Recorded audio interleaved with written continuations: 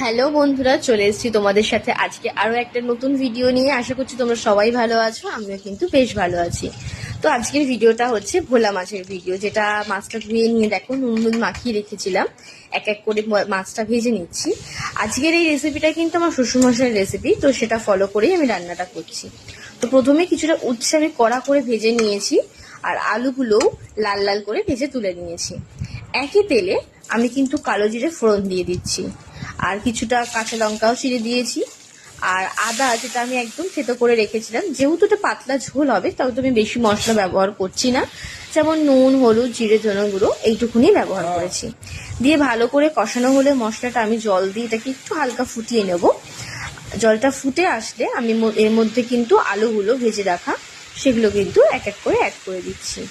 দিয়ে ভালো করে এটাকে মিক্স করে নিচ্ছি। আমি একটু মিক্স করা হয়ে গেলে পরিমাণ মতো আমি এর মধ্যে জল দেব, দিয়ে হাই ফ্লেমে কিন্তু এটাকে ফুটিয়ে নেব।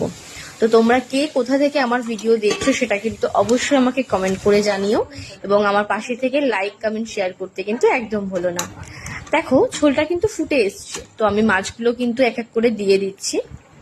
আর নামানোর আগে কিছুটা ধনেপাতা কুচি এবং উচ্ছেগুলো যেটা আমি ভেজে রেখেছিলাম কড়া করে, সেটা কিন্তু নামানোর আগে ছড়িয়ে 2 মিনিট মতো হালকা ভেজে নিয়ে মানে ঝোলে দিয়ে নামিয়ে নেবো।